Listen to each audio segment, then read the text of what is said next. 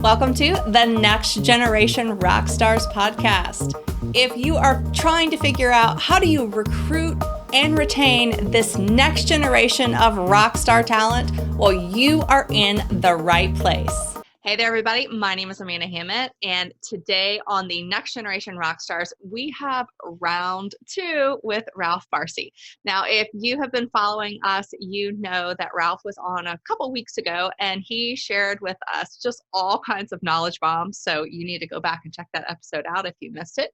But today we have Ralph Barsi back from ServiceNow. Ralph, welcome to the show. Thanks, Amanda. It's great to be back. Thanks for having me again. I appreciate it. No worries. Well, I will tell you, Ralph, you are the only person who has been invited back for a round. Hey, okay. Flattered. Well, yeah. That's awesome. So the whole reason I originally reached out to you was to talk about mentoring, because I know a couple of people that you mentor, but we had so much to talk about the last time, we didn't even get to it. So we had to do a round 2. Here we are. You're right. We had a good conversation last time. So I would encourage any of the viewers today, go back and take a look at our first conversation before you continue on with this one. And, you'll see how we're picking up where we left off. I'm glad we could talk about mentoring and mentorship. It's an important craft, and it's something that I think more people need to take advantage of on both sides, both the mentors and the mentees. So I'm looking forward to getting into it. Awesome. So let's start basic level. So how do you define mentoring for yourself? To me, a mentor, well, let's start first on the mentee side. Someone who is a mentee looking for a mentor, someone who wants to level up. They want to improve in their profession, in their craft, in life, and they are vulnerable enough to ask for a guide or a coach or a teacher or someone who could shed light and share insights based on their experiences to maybe shine the spotlight in places that the mentee's not considering or even thinking about. And so it's a combination of that teacher, coach, guide. In my definition, that kind of rolls into what a real mentor is. That's a great definition. I love that you started out with the leveling up, but also the teacher, coach, guide. I mean, I think that word guide, is really key. Absolutely. It's, there's a great Zen saying, I think it's a Zen proverb, when the pupil is ready, the master appears. Yes. And it's the exact same law that states, seek and you shall find. So if you really want to level up and you want to start finding a guide or teacher or mentor to kind of walk the path with you, they won't appear until you start looking for them. So you have to decide first on your own that you're committed to finding that person or those people, and you'll be amazed how they surface. They will show up. The universe will conspire to put them in your path. So it's a super optimistic, positive thing to think about if you really want to go that route. Mm-hmm. I love it. Yes, you're absolutely correct. Now, I would assume that you have had over the years some pretty amazing mentors that have really modeled this for you. I have personally and professionally. I've had mentors that I didn't even ask to have as mentors. People who've just kind of noticed that I was looking to improve in certain areas, and they were able to offer some wisdom and knowledge. And I'm pretty open and transparent and candid anyway. So I can always get better on my listening skills, and I can always get better on how I hear and accept and apply feedback. That has been super tough for me throughout life, and still is, but I think I've improved quite a bit over the last several years in just hearing people's feedback of me and about me and how I can, turn the dial in certain spots to just be a better person. I think that we could all use that feedback, and sometimes it's tough to take and it hurts a little bit. Totally. And a lot of people will say feedback is a gift, and, sure, thank you. I appreciate the gift, but I don't like the gift all the time. I just You're don't. right. I've had those moments where people have told me, but it's a gift. And I'm like, Ooh, yeah, it stings a little bit. But so let's talk about mentoring, and let's talk about it, whether it's personal, professional, and maybe you could share too with the audience. Tell us about your mentors and your yeah. experience with mentoring. Absolutely. It's funny that you mentioned a little while ago that, what was it? The proverb, basically, when the pupil is ready, the teacher will appear. And Mm-hmm. that really resonated with me, because that has been the case for me, especially the past 5-10 years of my career, where I felt like I was in this area and I felt like I had something extra to give, but there wasn't really a defined place for me. Mm. And so I was really reaching and trying to find that place. How do I start this place? And I was searching and searching, and she appeared, and she has been a pioneer in her own field, and she was like, she really helped me wrap my head around it. And it's been a beautiful learning and teaching experience for me. And now I'm just really fortunate that she's come to me recently and said, I am so proud of what you have been able to accomplish. And to me, that is like, the best gift I could have gotten, because she's recognized like how hard I've had to work to get to where I am. Yeah, it means the world, especially mentors really care. They really care about you moving the needle in your own life. And when you can illustrate that progress, and then, you've got the gratitude and the awareness of how far you've come, that means the world to mentors. And that's what it's all about. And it's not uncommon, Amanda, what you mentioned, how, you're trying to wrap your head around it. You need some help in some areas, but you're not quite sure how to get started, what step one is, et cetera. So many people feel that way. So what's really important for those listening and watching who are just contemplating whether or not they want to take that leap and kind of get into a mentorship relationship, write it out. Just spill it all out onto paper, and, use the concept of beginning with the end in mind. What short, mid, and long-term outcomes are even important to you? And you and I started to talk about this in our last talk, kind of do a thorough self-assessment and identify what those short, mid, and long-term goals are, and also identify how you define what short, mid, and long-term means. Yeah. It means something differently to all of us. And I would highly recommend, again, spilling it all out, really writing it all out, what's bothering you, what challenges you're encountering over and over again, what patterns you've identified, and what you want to fix. And then boil it down to the essentials, so that when you do have those initial conversations with your mentor, it's concise, it's simplified, it's a clearer path to where you're trying to get.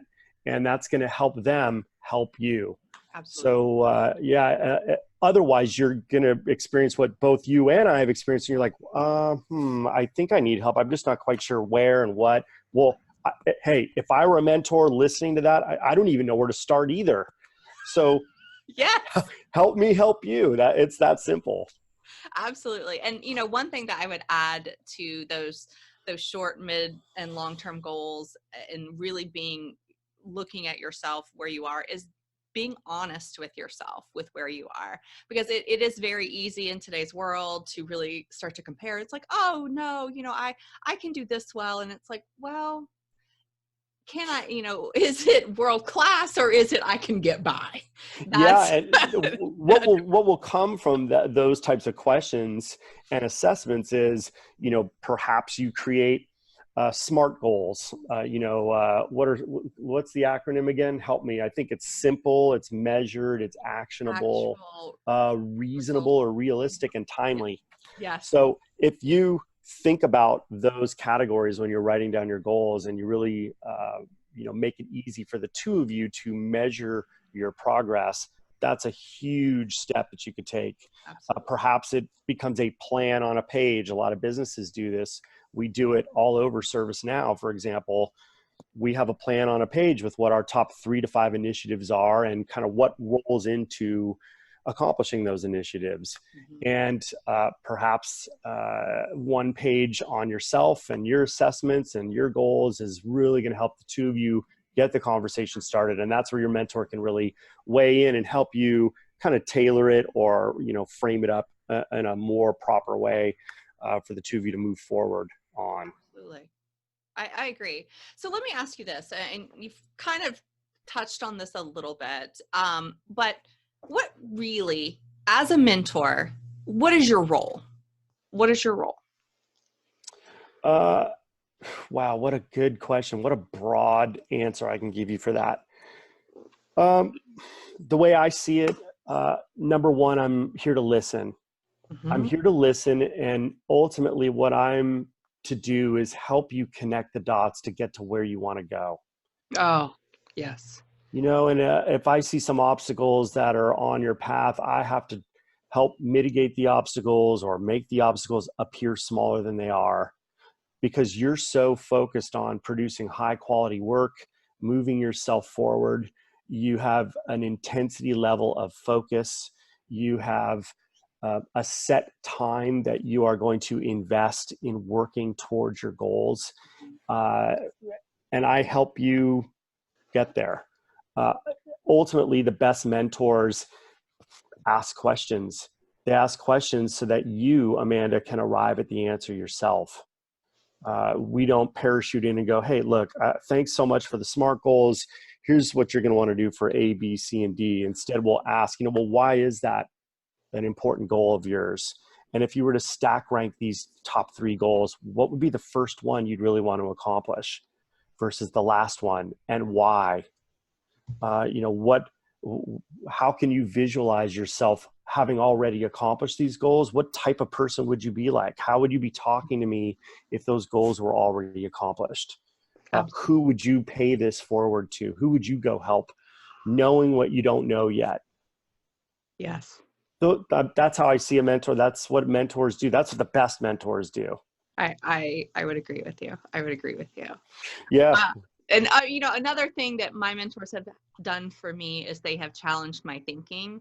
And, sometimes there have been times where I've been thinking maybe too small.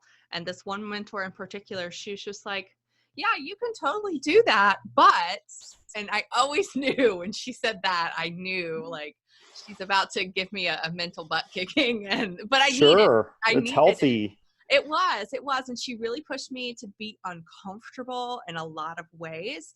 And it was a wonderful gift, because now I live a lot of my business life in a state of semi-uncomfort, and that's okay. Mm-hmm. I've gotten really comfortable with it. Well, that discomfort equals growth. Growth is on its way. Yeah. And if I were your mentor, for example, I'd want to make sure I kept you accountable on what you said you were going to do. Yes. And just kept your focus on it. There may be instances where you bring up areas that you're trying to improve in, and I might know people in my network that are going to do a way better job of kind of teasing out the best in you than I would in those areas. So I would broker introductions and make sure that you're, expanding your network and adding value to it at the same time. As we've talked about before, the more value you add, the more valuable you become in the process. And it's just really important to add value, even in the smallest of increments. Absolutely. So what I've been seeing a lot lately are companies have been coming to me to either help them create or tweak or completely revamp a internal mentoring program. And it's always really interesting to see that dynamic within a company. I assume that ServiceNow, you've kind of alluded to one earlier. I assume that you guys have one. So what do you think is the benefit to a company to have an internal mentoring program? Sure. A great question. And we'll just focus on professional for a minute. Okay. So I read a study recently. Now I read it recently, but the study is probably 2 years old. And it said that 71% of the Fortune 500 companies have formal mentoring programs. So that's a good thing. That's a good thing in that over 2/3 of them are believing in this. And it also means that just through simple Google search, you could start to find the frameworks that these Fortune 500 companies are using to drive their mentoring programs. And you can, take pieces or parts of it and create your own mentoring program in your own company. You don't have to be a Fortune 500 company to, to drive it. So I have seen it not only in ServiceNow, but in the other companies I've worked with, not only at the macro level where the company offers a program, but at the micro level where, for example, my sales development organization, we too have our own mentorship program within the company. The benefits are boundless, really. I mean, number one, you've got employees who are engaged. They feel like they're in a place where they're celebrated, not tolerated. They feel like their accomplishments are being recognized at the very least by their mentors. Right. They feel like it's a place that they can grow and thrive. So, from a company's pulse standpoint, you've got killer retention rates. Yes. And you've got killer promotion rates because you have employees who believe in themselves and are actively working to improve their game. So they're staying in their companies, they're being promoted within their companies, and then ultimately they're paying forward the great experiences they've had with mentors to help others grow in their own right. So, and that's just a couple benefits. It just goes on, but I can't emphasize enough the importance of having one in your company or starting one. If there isn't one, maybe that's a sign that you need to kind of light a fire under yourself and get that mentorship program started. Be the one carrying the torch. Absolutely. Well, and something else is really interesting. There's some studies out there that actually suggest that not only does the mentee really benefit, but the mentor themselves actually benefits. And when there is a solid mentorship program in place, actually the mentee is 84% more likely to stay with the company. Yep, I believe it. The mentor is 86%. Yep. So, the mentor, so the person actually, helping and guiding and teaching and coaching, they tend to stick around for those types of things. And that is something that is a beautiful thing that companies are always coming to me like, oh, we have this hole between 27 and 47. How do we fill it? I'm like, let them teach, let them guide, let them coach. That's exactly right. There's a great business leader and thought leader out there. His name is RAMIT Sethi. Have you heard of RAMIT? Oh, yes. Yes, I follow him. Mm-hmm. So he's the author of the book, I Will Teach You to Be Rich. So his background really stems from finance, personal finance. Anyway, RAMIT has written a ton of great content and material on mentorship programs. And there's one article I wrote down, and the title is Why Successful People Don't Want to Mentor You. So I suggest you look that one up and read the details behind it. And then another great article he wrote was Meet My Mentor, Jay Abraham, who's a marketing master, and learn how to find your own mentor. So I would recommend people searching for those two, and maybe in show notes, Amanda, we can include links to those articles. Absolutely. But it really offers great tactical advice on how to approach mentors for the first time, how to ask for their time. Another great concept I think about is Simon Sinek's Golden Circle, where the bullseye is why, and then how, and then what. Mm-hmm. Those are some questions you should be asking yourself before approaching a mentor. And if you are a mentor being approached by a potential mentee, have them answer those questions. Why are you coming to me? How are we going to do this? How's it going to work? And then what is it going to entail? And I think it's just a great beginning, middle, end to think about for both parties to really establish a solid, long-lasting relationship. Absolutely. So, I would imagine that, you're the type of guy that's probably approached to be a mentor a lot.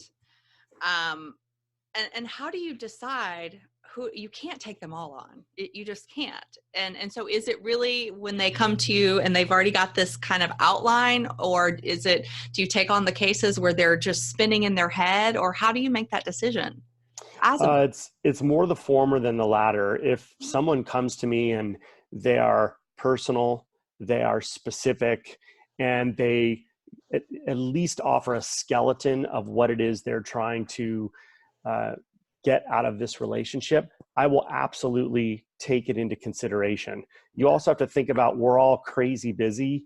So if I can serve and accommodate them through my schedule, then I will absolutely, even if it's an initial phone call and we decide together that, you might want to talk to Amanda. I'm going to connect you with her. She might be somebody who's going to have the bandwidth and is also going to have the expertise and experience in these specific areas, since you called them out, and could probably be a better help than I can. Right. In fact, that recently happened. Somebody reached out to me on LinkedIn asking if I'd consider mentoring them, and they're based in Germany. And time zones alone are going to be tough. And then you talk about language barriers and just, you don't want things lost in translation. So because they provided some specifics on, what X to Y means to them, I've put them in touch with some of my leaders and colleagues in Frankfurt and in Munich, because I already know that these leaders can bring so much value to the table for this individual. And they're in Germany. It's just a lot more effective for that person than I could be living in the San Francisco Bay Area. So those are the examples. The best mentors and even the best mentees are very resourceful. Mentees are ones that really do their due diligence to find out, why do I want to contact Amanda, or why do I want to contact Ralph? And in turn, we need to do our due diligence to see, well, what does this person's LinkedIn profile look like? If I Google this person's name, what will I learn about this person? Some of them, I'll learn nothing. I'll hear crickets chirping because they've done nothing in the marketplace or in their community to add value. And that might be a very good first topic for our first talk. Right. Hey, you're trying to build your brand. Well, it's very hard to learn about you and what it is you bring to the table. Let's start there. And that's usually a pretty good talk. Long answer to your question, but those are some components that I consider if someone's to approach me. Absolutely. Well, as I've told you before, I happen to be familiar with a couple of people that you mentor. And two people, Nicolette Mullenix and Morgan J. Ingram, they are both rock stars in their own right. Yes, they are. And Nicolette actually was the one who initially was like, you might want to speak with Ralph. And she walked me through how she really approached you, because she does not work with you, nor does Morgan. And it was really, and she seemed to have a very systematic approach to how I don't know how it came across to you, but how she went about approaching you to be her mentor. And she's killing it. So I think she's doing okay these days. Yeah, she and Morgan are both killing it and will continue to. They've got that moxie. And they've also got that fire in them that just wants to be better all the time. They hold themselves to very high standards, higher than I can hold them to, or you can hold them to. And there's a lot of there when you've got a potential mentee who's just got that fire burning. And if you don't help them, they will go find someone else who will. And you just got to love that. And Nicolette and Morgan are both rock stars, to use your words. And there's no question they're going to continue to be very successful in their career. And what I love is both of them will continue to help others as well. That is correct. They'll give back and they'll impact lives along the way, which is really what it's all about. Absolutely. I mean, Nicolette is running a fairly substantial team these days, and Morgan has quite the LinkedIn following, where he gives tips and tricks on being a sales rep, and I'm always amazed with the stuff that he puts out and just the way he looks at things and just his positivity on a day-to-day basis. Yeah, it's infectious. It is. That enthusiasm's infectious. And, like you said, I mean, both Morgan and Nicolette they're placing morsels every single day into the community. And those morsels are there to help others. And not everybody will gravitate towards some of those nuggets. A lot of people will, and those who do and actually apply what they're learning from those two will do a lot of good in the world. And that just warms my heart. Absolutely. So, you actually kind of segued into my next question. Sure. What really is the benefit for you to become a mentor? How does it benefit you besides warming your heart? Wow, that's a tough question. And we're getting a little personal here, which I don't mind, but I have believed for a very long time that that's why I'm here. This is my vocation. You know, some people in the professional world see me as a sales development leader. Okay, great. If that's the channel or the vehicle that I'm going to use to impact people in a very positive way, then so be it. But I do feel like that's why I'm on this planet, is really to serve others and to lead by example and illustrate what servant leadership really is. Everyone's got their opinions of it. Some people aren't fans of it. Some people think it's a lot of fluff, and I'm okay with that. I actually respect everybody's opinion. We all have different experiences and insights, and we come from different places in the world. That's okay. As long as you are using your unique strengths and gifts to make the world a better place, that's really why we're here anyway. So I don't know if it's, the process of leaving behind a legacy. If I think globally and act locally, I'm going to start thinking about my 3 boys and being a great leader by example for them so that they can grow up to be men for others. I'm fine with just that. But if it positively impacts others in the ripple effect, then that's even better. But I hate to break it to you, Amanda, but yeah, it's because it just warms my heart.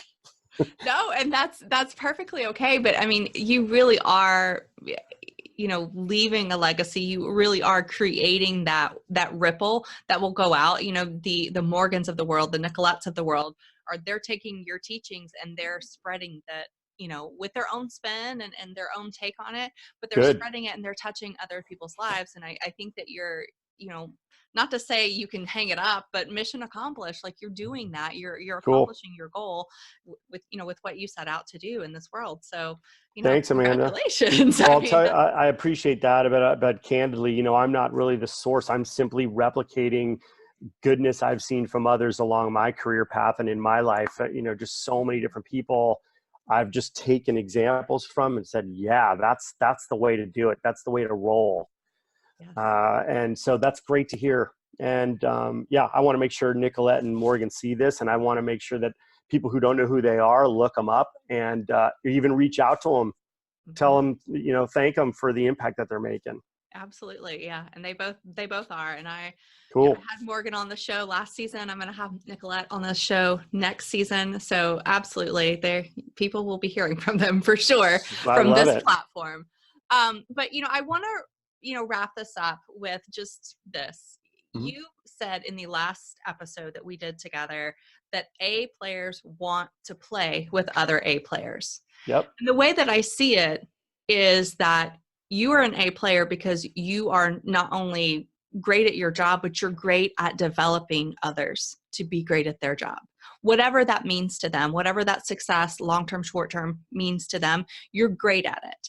And we see that in Nicolette, we see that in Morgan, and there are others out there just like that. So I, for one, would like to say thank you. But I would just encourage you to keep on doing what you're doing. I know that you will. You don't have to hear that from me, but thank you. Thank you so much from me and from the world as a whole.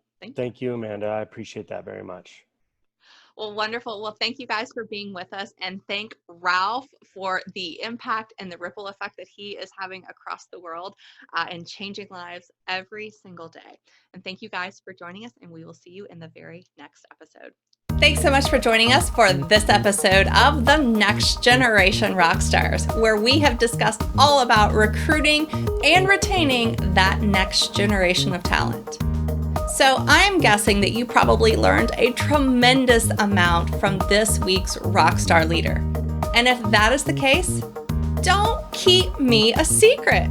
Share this episode with the world, but really share it with your friends, with your colleagues, because they also need to learn how to recruit and retain this next generation of talent, because these skills are crucial to business success moving forward.